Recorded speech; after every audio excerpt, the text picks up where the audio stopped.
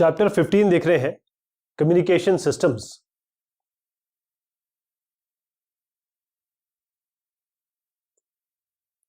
Communication systems की बात करेंगे।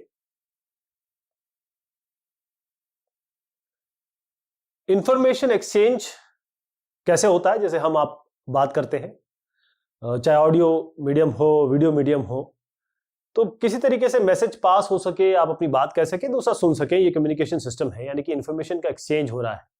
पहले क्या होता था कि कबूतरों का यूज होता था, उससे पहले, बहुत पहले, उससे और पहले जाएं तो सालों साल लग जाते थे एक मैसेज को दूसरे जगह पहुंचने में। तो 1887 में साइंटिस्ट, एक बहुत बड़े साइंटिस्ट हुए, हर्ड साहब, इन्होंने इलेक्ट्रोमैग्नेटिक वेव्स यानी कि ईएम वेव ये बनाई लेबोरेटरी में। उसके बाद जगदीश चंद्र बोस, जेसी बोस साहब, मोर्से साहब है, मार्कोनी साहब है, ग्राहम बेल साहब है, इन्होंने जो बेसिक्स है आज के जो कम्युनिकेशन सिस्टम है जो हम यूज करते हैं उसकी नींव रखी, इसको इन्होंने आगे बढ़ाया। तो जो डेली लाइफ है हमारा, हम कितने ज्यादा डिपेंडेंट हैं, आप देखिए आपके जेब में, आपके हाथ में हमेशा मोबाइल रहता है, आप बात भी करते हैं, आप वीडियो भी देखते हैं, ऑडियो भी देखते हैं, आप चैट भी करते हैं, आप सारी चीजें करते हैं उसमें। तो ये इंफॉर्मेशन किस तरीके से ट्रांसमिट होती है, रिसीव होती है, इसके बारे में हम जानने की कोशिश करेंगे।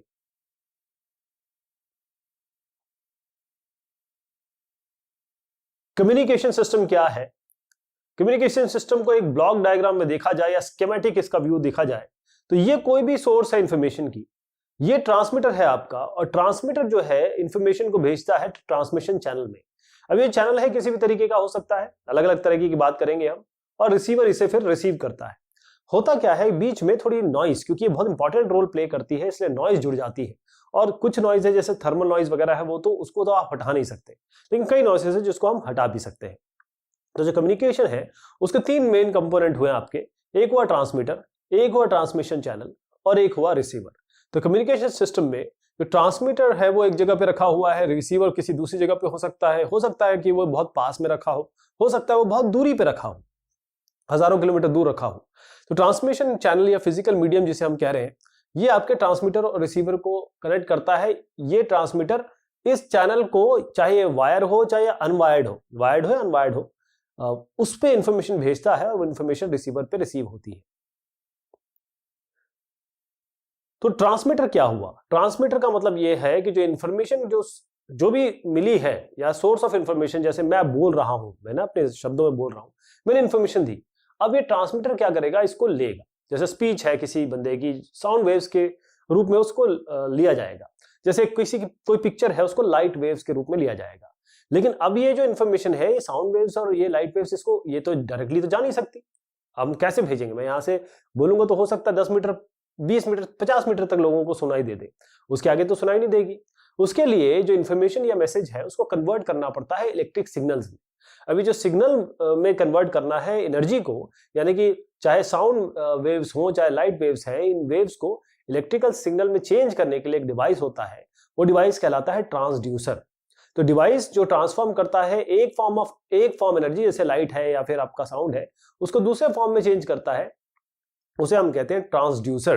जैसे मैं एग्जांपल दूं तो माइक्रोफोन का अगर उपयोग किया जा रहा है तो साउंड, आप जब बोलते हैं माइक्रोफोन पे, तो वो इलेक्ट्रिकल एनर्जी या इलेक्ट्रिकल सिग्नल्स में चेंज हो जाता है। इसी को हम ट्रांसड्यूसर कह रहे हैं। तो जो ट्रांसमीटर है वो करता क्या है, लेता है इंफॉर्मेशन या एनर्जी लेता है, उसको कन्वर्ट कर देता है इलेक्ट्रिकल सिग्नल्स में। उसके बाद अब देखिए मेन काम ये होता है कि उसको एम्पलीफाई करना पड़ता है, क्योंकि आपको बहुत दूरी पे भेजना है, या फिर आप ये मान के चल रहे हैं कि किसी दूरी पे भेजना है। तो इस सिग्नल को, मान लीजिए ये सिग्नल कुछ इस तरीके से आया, अब जरा इसको एम्पलीफाई करना पड़ेगा, थोड़ा सा बड़ा करना पड़ेगा, और उसके बाद इसका मॉड्यूलेशन करना पड़ेगा। मॉड्यूलेशन के बारे में हम बहुत तफसील से बात करने वाले हैं। और फिर इसको मॉड्यूलेट, यहां पर मॉड्यूलेट किया, मतलब एम्पलीफाई करके मॉड्यूलेट करके इसको दे दिया ट्रांसमिशन चैनल में। अब क्योंकि ट्रांसमिशन चैनल के पास ये चीज आ चुकी है, ट्रांसमिशन चैनल एक लिंक है, एक माध्यम है ट्रांसमीटर और रिसीवर के बीच, मध्य में। तो ट्रांसमिशन चैनल बहुत सारे टाइप के हो सकते हैं, कोएक्सियल केबल है, 2 वायर लाइन हो सकती है, फ्री स्पेस हो सकता है ऑप्टिकल फाइबर हो। तो फ्री स्पेस, जैसे आप रेडियो और टीवी ट्रांसमिशन देखते हैं, वहां पर जब आप रेडियो का अपना चैनल ट्यून इन करते हैं या टीवी पे कोई चैनल लगाते हैं, आप देखते हैं कोई वायर कनेक्टेड नहीं है, इसका मतलब सब चीजें हवा से आ रही है, सब चीजें जो है वो अनवायर्ड आ रही है या वायरलेसली आ रही है। तो इस केस में जो ट्रांसमीटर है सिग्नल ट्रांसमिट करता है सिग्नल को इलेक्ट्रोमैग्नेटिक रेडिएशन के फॉर्म में। इलेक्ट्रोमैग्नेटिक रेडिएशन को भी हम देखेंगे। कोई कंडक्टिंग वायर नहीं है ट्रांसमीटर और रिसीवर के बीच में, जब अगर हम हवा की बात करें या फिर हम ऐसी जगह की बात करें जहां बीच में कोई माध्यम नहीं है, केवल और केवल कोई वायर नहीं है, केवल और केवल हवा है। तो ये सिस्टम जो है वो वायरलेस कम्युनिकेशन की बात करते हैं। आप जो अपना मोबाइल यूज करते हैं वो भी एक वायरलेस कम्युनिकेशन का ही एग्जाम्पल है। जबकि टेलीफोन पे अगर बात करें, आप टेलीफोन उठाएं तो देखेंगे कि वायर आपका कनेक्टेड होता है, वो वायर जाके आपका ईपीबीएक्स या किसी एक स्टेशन पे जाता है, वहां से वो आगे कनेक्ट होता है नंबरों के हिसाब से। तो ये टेलीफोन वायर में जो ट्रांसमिशन चैनल बाकायदा एक वायर होता है। यहां हमने बात की अनवायर्ड की, यहां वायर होता है। अब ट्रांसमिशन चैनल किसी भी तरीके का हो सकता है। अब बारी आई रिसीवर की। रिसीवर क्या करेगा, जो सिग्नल ट्रांसमिट हुआ है ट्रांसमिशन चैनल द्वारा, अब रिसीवर इसे इंटरसेप्ट करता है। अब क्योंकि हो सकता है ये हजारों किलोमीटर दूर हो, जरूरी नहीं हजारों किलोमीटर दूर हो, लेकिन हो सकता है बहुत दूर हो। तो अब जो सिग्नल आया है इसको थोड़ा सा मान लीजिए इस तरीके से इसको फिर से एम्पलीफाई करना पड़ेगा, थोड़ा बढ़ाना पड़ेगा। उसके बाद क्योंकि यहां मॉड्यूलेशन हो रखा था, इस जगह पे मॉड्यूलेशन हुआ था, तो क्योंकि मॉड्यूलेशन हुआ था, मॉड्यूलेशन का मतलब ये है कि आपके पास जो एक्चुअल सिग्नल है वो आप इतनी दूरी तक नहीं भेज पाएंगे, उसको आपको हाई फ्रीक्वेंसी पे डालना पड़ता है। तो हाई फ्रीक्वेंसी से उस सिग्नल को निकालना, ये काम है डीमॉड्यूलेशन का। यहां पर डीमॉड्यूलेशन होता है। तो इसके लिए भी हम बात करेंगे मॉड्यूलेशन डीमॉड्यूलेशन क्या होता है। और फिर उसके बाद जब ओरिजिनल इंफॉर्मेशन हम रिट्रीव कर लेते हैं, रिसीवर उसे रिट्रीव कर लेता है, फिर उसके बाद वो इंफॉर्मेशन को आगे भेजा जाता है। जैसे अगर मान लीजिए लाउड स्पीकर है, वो क्या करेगा, उसमें कुछ इलेक्ट्रिक सिग्नल आ रहे होंगे और वो इलेक्ट्रिक सिग्नल जो है वो साउंड में चेंज करता है। जो पिक्चर है वो कन्वर्ट करता है, जैसे जो पिक्चर ट्यूब है वो कन्वर्ट करता है इलेक्ट्रिक सिग्नल को पिक्चर में। शुरुआत कहां से हुई थी, मैंने बोला था, मैंने अपनी आवाज में बोला था, मैंने साउंड वेव क्रिएट की थी। साउंड वेव को कन्वर्ट किया गया किसमें, इलेक्ट्रिक सिग्नल में, ट्रांसमीटर द्वारा। उसके बाद ट्रांसमीटर ने उसको एम्पलीफाई किया, एम्पलीफाई करके उसने ट्रांसमिशन चैनल में दे दिया मॉड्यूलेशन करने के बाद। अब ट्रांसमिशन चैनल ने इसको आगे तरफ बढ़ा दिया, वायरलेसली या नॉन वायरलेसली। अब रिसीवर का काम यह है कि वो उस सिग्नल को पकड़े, उसका डिमॉड्यूलेशन करे, उसको एम्पलीफाई करे। डिमॉड्यूलेशन मतलब जो मॉड्यूलेशन हो रखा था, यानी हाई फ्रीक्वेंसी पे जो सिग्नल डाला गया था उसको हटाए, हाई फ्रीक्वेंसी को हटाए, एक्चुअल सिग्नल को रिसीव करे और फिर उसको उस प्रॉपर फॉर्म में, जैसे मैंने जब बोला था, तो वही जो साउंड है वो क्रिएट करे और वो आगे पहुंचाए, मतलब जहां भी जिसकी जरूरत है। बीच में नॉइस भी आ जाती है।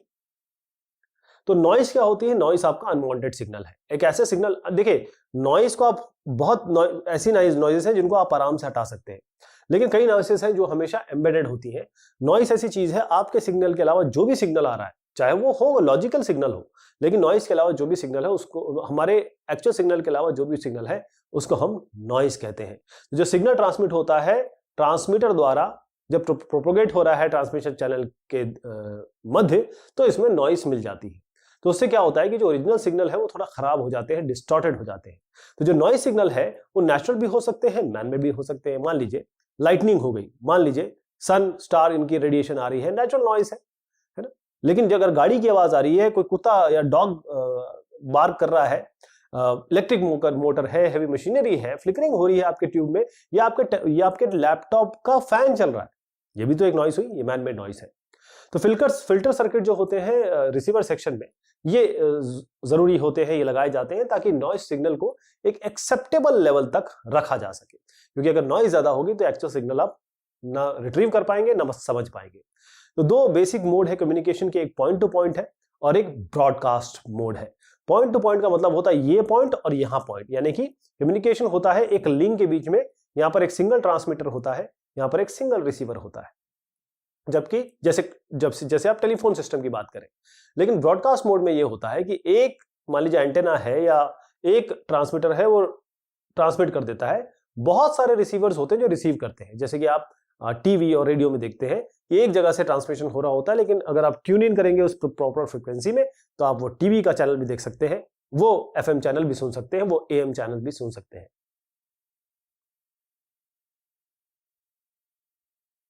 सिग्नल्स और बैंडविड्थ, जो इंफॉर्मेशन कन्वर्ट होगा इलेक्ट्रिक फॉर्म में और जो सुटेबल होगा ट्रांसमिशन के लिए, उसे हम सिग्नल कहते हैं। सिग्नल वो सिग्नल होता है, क्योंकि देखिए जो हम पिक्चर भेजना चाहते हैं, जो चीज हम भेजना चाहते हैं, वो उस प्रॉपर फॉर्म में नहीं है कि उसको हम ट्रांसमिशन चैनल पे लेके रिसीवर उसे रिसीव कर सके।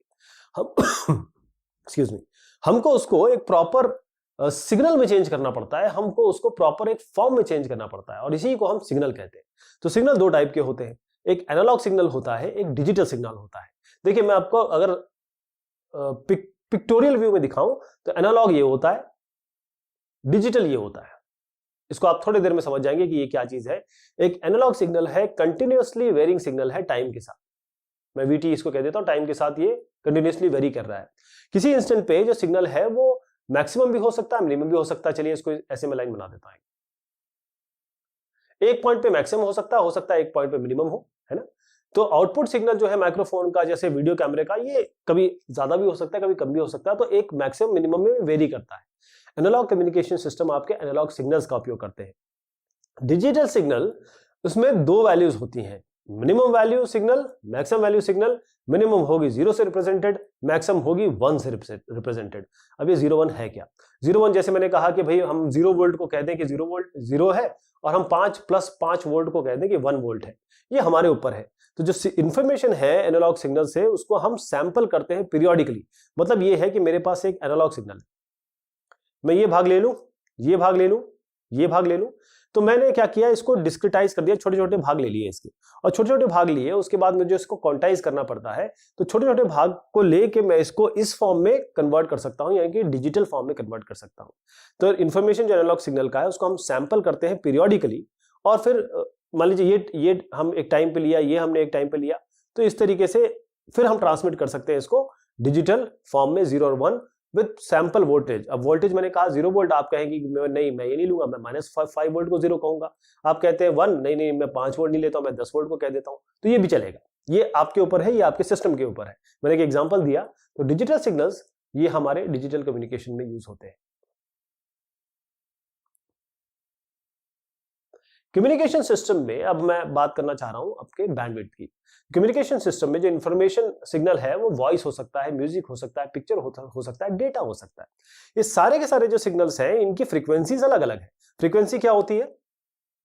देखिए फ्रीक्वेंसी का मतलब ये होता है, अगर मैं एक इस तरीके से वेव बताऊं, हर्ट्ज में नापी जाती है। फ्रीक्वेंसी का मतलब होता है नंबर ऑफ ऑसिलेशन पर सेकेंड। कितने ऑसिलेशन पर सेकेंड हो रहे हैं। मैं यहां से बोलूं कि चलिए इसके 2 ऑसिलेशन हो गए, ऐसे मैं कंप्लीट करता हूं, यहां से आता है तो 2 ऑसिलेशन हो गए या 3 ऑसिलेशन हो गए, इसी को हम फ्रीक्वेंसी कहते हैं। अब कितने एक समय में कितने बार ये चीज पूरी हो रही है, ये वेव फॉर्म पूरा हो रहा है, इसे हम फ्रीक्वेंसी कहते हैं, नंबर ऑफ ऑसिलेशन पर सेकंड। तो हर एक चीज की अलग अलग फ्रीक्वेंसी होती है। जो कम्युनिकेशन सिस्टम है ये इन सारे को भेज सके तभी हम अच्छा कम्युनिकेशन सिस्टम कहेंगे। तो हमारा बैंडविड्थ क्या हुआ? मान लीजिए मैक्सिमम फ्रीक्वेंसी ये है, मान लीजिए मिनिमम फ्रीक्वेंसी ये है, ये मिनिमम है। मैक्सिमम मिनिमम का जो अंतर है यहां से यहां तक, उसे ही हम बैंडविड्थ कहते हैं। कि जो डिफरेंस है, जो मैक्सिमम फ्रीक्वेंसी और मिनिमम फ्रीक्वेंसी में जो अंतर है, जो डिफरेंस है, जो एक सिस्टम एफिशिएंटली बहुत अच्छे तरीके से ट्रांसमिट कर सकता है, उसी को हम उस सिस्टम की बैंडविड्थ कहते हैं। बैंडविड्थ मतलब हाईएस्ट फ्रीक्वेंसी ले लीजिए, लोएस्ट फ्रीक्वेंसी ले लीजिए, डिफरेंस निकाल लीजिए, वो बैंडविड्थ होता है। इसको मैं और अच्छे से समझाता हूं।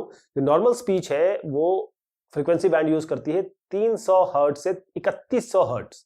बैंडविड्थ क्या हुई? इन दोनों को माइनस करिए, मतलब 3100 में 300 को हटा दीजिए, 2800 बैंडविड्थ हुई। टेलीफोन कम्युनिकेशन सिस्टम यही बैंडविड्थ है। और ऑडियो फ्रीक्वेंसी रेंज क्या होती है? आप जो सुन सकते हैं, एक इंसान जो सुन सकता है, ह्यूमन बीइंग, 20 हर्ट्ज से 20 किलो हर्ट्ज। इन दोनों को माइनस कर लीजिए क्योंकि ये बहुत छोटा है, तो ये 20 किलो हर्ट्ज आ जाएगा। तो जो बैंडविड्थ है, ऐसे सिस्टम जो म्यूजिक ट्रांसमिट करेंगे, 20 किलो हर्ट्ज हो गया। इसी तरीके से अगर आप वीडियो की बात करें तो 4.2 मेगाहर्ट्ज ये इसकी बैंडविड्थ हो गई। तो टेलीविजन सिस्टम ट्रांसमिट करते हैं ऑडियो वीडियो सिग्नल दोनों के दोनों, राइट।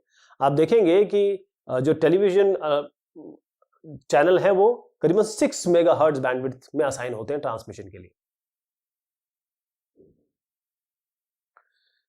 तो डिजिटल सिग्नल ये डिजिटल कम्युनिकेशन में यूज होता है। तो डिजिटल सिग्नल ये किस तरीके से होते हैं? जैसे मैंने कहा, ये रेक्टेंगुलर फॉर्म में। ये रेक्टेंगुलर फॉर्म बना कैसे? अब देखिए, ये जितनी भी फ्रीक्वेंसीज चल रही है, मान लीजिए ये मैंने एक फ्रीक्वेंसी ली, ये दूसरी हुई, ये तीसरी हुई, ये चौथी हुई, ऐसे बहुत सारी फ्रीक्वेंसीज, मतलब हजारों फ्रीक्वेंसी हो गई। तो अल्टीमेटली क्या बनेगा आपका? एक इस तरीके से शेप बनेगा, है ना, ये वाला शेप बनेगा। तो ये जो फ्रीक्वेंसी है इसको हम सुपर इंपोज करते हैं एक प्रॉपर एम्पलीट्यूड, एम्पलीट्यूड मतलब होता है कि वेव फॉर्म कितना ऊपर गया कितना नीचे गया, यानी क्रेस्ट और ट्रफ जो है, अगर आप इस लाइन से इसको नापेंगे, यहां से दूरी क्रेस्ट और ट्रफ की, उसे हम एम्पलीट्यूड कहते हैं। तो जो बहुत सारी फ्रीक्वेंसी अगर हम सुपर इम्पोज कर दें एक दूसरे के ऊपर, तो एक डिजिटल सिग्नल मिलता है, क्योंकि अल्टीमेटली जितने सारे आप ये करते रहेंगे, अल्टीमेटली एक इसका जो रिजल्टेंट फॉर्म बनेगा वो कुछ इस तरीके से बनेगा, यानी कि इस तरीके से स्क्वायर फॉर्म बनेगा, रेक्टेंगुलर वेव बनेगी, जिसका मतलब ये है कि इस सिग्नल की बैंडविड्थ इनफाइनाइट है। लेकिन प्रैक्टिकल पर्पस के लिए जो कंट्रीब्यूशन है, जो हायर हार्मोनीज का होता है, उसको हम हटा देते हैं, निगलेक्ट कर देते हैं, क्योंकि उनका एम्पलीट्यूड बहुत कम होता है। लेकिन हायर जो हार्मोनीज है, उसमें अगर एब्सेंस है इसका हायर हार्मोनीज का, तो जो सिग्नल है वो डिस्टॉर्ट हो जाता है, और जो बैंडविड्थ है कम्युनिकेशन सिस्टम की वो रिड्यूस हो जाती है, तो इसमें लॉस भी हो जाता है इंफॉर्मेशन का। तो अलग अलग टाइप के कम्युनिकेशन चैनल आपको अलग अलग बैंडविड्थ देते हैं। जो कॉमनली यूज ट्रांसमिशन मीडिया है वो वायर है, जिसे हम इंफॉर्मेशन भेजते हैं, कोएक्सियल केबल है, फ्री स्पेस है यानी कि वायरलेस ऑप्टिकल फाइबर है। तो कोएक्सियल का केबल आपको देता है, कोएक्सियल केबल मतलब एक एक्सिस में दो केबल है, कोएक्सियल केबल 250 मेगाहर्ट्ज करीब इसकी बैंडविड्थ होती है। कम्युनिकेशन सिस्टम अगर आप फ्री स्पेस की बात करें तो वो फ्री कुछ किलोहर्ट्ज से कुछ गीगाहर्ट्ज तक होते हैं। जो फ्रीक्वेंसी है 1 टेराहर्ट्ज से लेकर 1000 टेराहर्ट्ज तक, उसको हम ऑप्टिकल फाइबर में भेजते हैं, और सबसे बेहतरीन जो बैंडविड्थ है वो है ऑप्टिकल फाइबर की, करीबन 100 गीगाहर्ट्ज।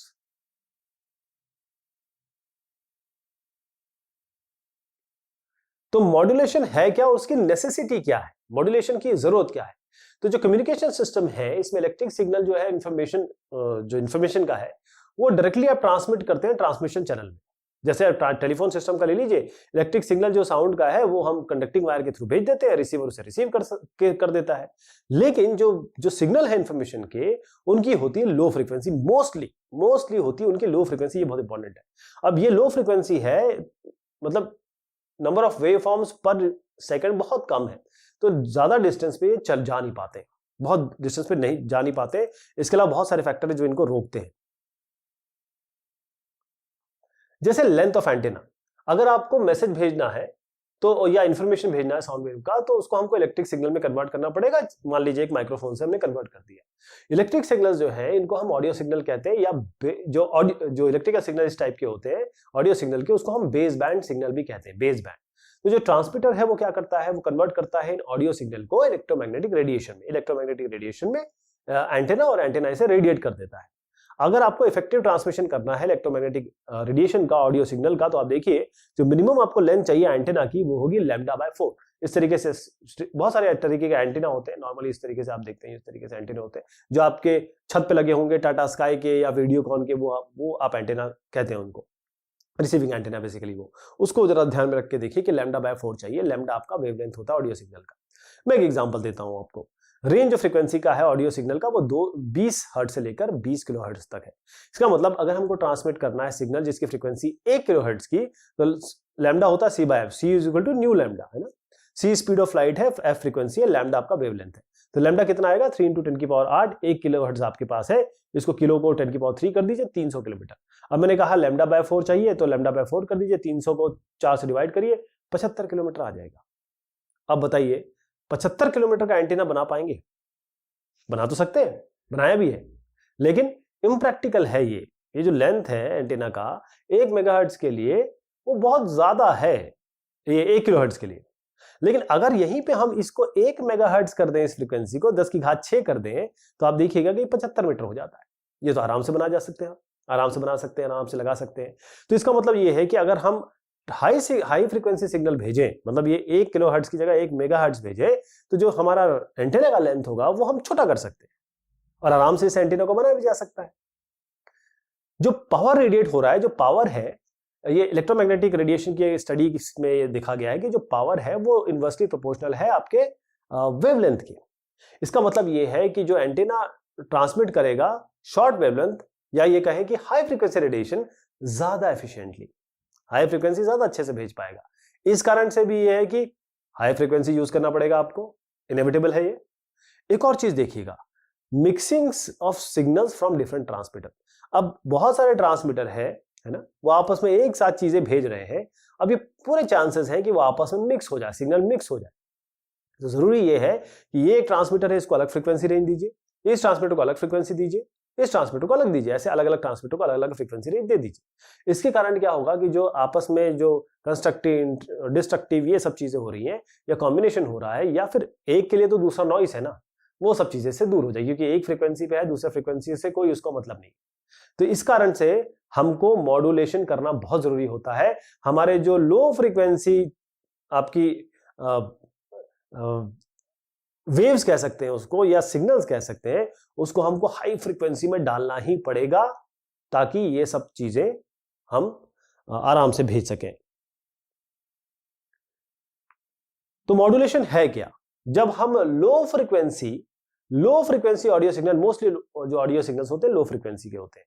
अब कारण ये है कि हमारे पास जो लेंथ है एंटीना का, चाहे आप देखिए कि भाई पावर जो है इनवर्सली प्रोपोर्शनल है लैम्डा स्क्वायर से, या कहिए कि मिक्सिंग है अलग अलग ट्रांसमीटर की फ्रीक्वेंसी की, इन सब ये जो प्रॉब्लम्स है ये तभी दूर हो सकती है जब आप हाई फ्रीक्वेंसी पे भेजें। लो फ्रीक्वेंसी सिग्नल है, हाई फ्रीक्वेंसी पे भेजना है, तो हमको क्या करना पड़ेगा, लो फ्रीक्वेंसी को उठा के हाई फ्रीक्वेंसी के ऊपर बिठा देना पड़ेगा। इसी को मॉड्यूलेशन कहते हैं।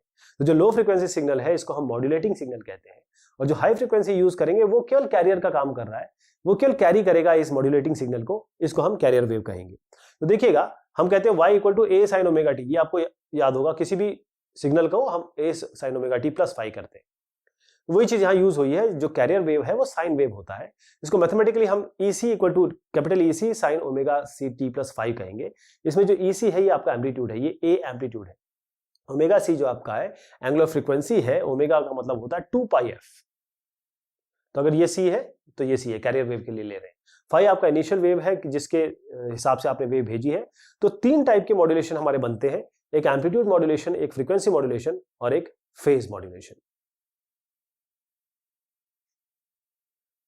तो ये जो तीन पैरामीटर मैंने आपको बताया, चाहे वो एम्पलीट्यूड हो, चाहे फ्रीक्वेंसी हो, चाहे आपका फेज हो, तो कोई भी पैरामीटर इसमें से हम मॉड्यूलेट कर सकते हैं या मॉड्यूलेशन इसका यूज कर सकते हैं। बाकी दो पैरामीटर को आपको शांत रखना पड़ेगा, कांस्टेंट रखना पड़ेगा। तो हमारे पास तीन टाइप के मॉड्यूलेशन आ गए। तो ये अलग अलग टाइप के हैं। देखिए आपका कैरियर वेव है, ये मॉड्यूलेटिंग वेव है। इन दोनों को जोड़ेंगे जब एम्पलीट्यूड के हिसाब से, तो आप देखिएगा कि ये जो ऊपर वाली है ये हमारी मॉड्यूलेटिंग वेव है, वो आपको यहाँ ऊपर दिख रही है, और इसके हिसाब से ये वाली इसके अंदर आ गई है, ये वाली को इसके अंदर डाल दिया है, और ये बिल्कुल इसके ऊपर हमने बिठा दी है। और हम इसको क्या करते हैं कि एक और हमारा तरीका होता है जिसमें आप इसको नीचे भी लेके आते हैं, मतलब इसको मिररिंग करते हैं इसकी। तो यहां पर ये आता है, ये हमारे स्कोप के बाहर है, लेकिन इस तरीके से दिखेगा कि ये जो है ये ऊपर रहेगी नीचे रहेगी, इसके बीच में ये अपना वेव फॉर्म चेंज कर देगा, यानी कि इसका हमने एम्पलीट्यूड चेंज कर दिया इस तरीके से। इसी को हम एम्पलीट्यूड मॉड्यूलेशन कह रहे हैं। तो जो पल्स टाइप वेव है ये हम यूज करते हैं कैरियर वेव की तरह। तो जो पल्स होती है उसको हम डिस्क्राइब कर सकते हैं, तीन कैरेक्टरिस्टिक है, पल्स एम्पलीट्यूड, पल्स विड्थ और पल्स मोशन। जो पल्स है आपका डिजिटल कम्युनिकेशन में हम पल्स के बारे में बात करते हैं। तो जो तीन टाइप के मॉड्यूलेशन है इसमें डिजिटल में, वो पल्स एम्पलीट्यूड मॉड्यूलेशन है पैम, पल्स विड्थ मॉड्यूलेशन है PWM, और पल्स पोजीशन मॉड्यूलेशन है जिसे हम PPM कह रहे हैं। तो ये पहला पार्ट हुआ हमारे इस डिस्कशन का, और भी अभी हम देखेंगे। तब तक के लिए शुक्रिया, मेहरबानी आप सभी की।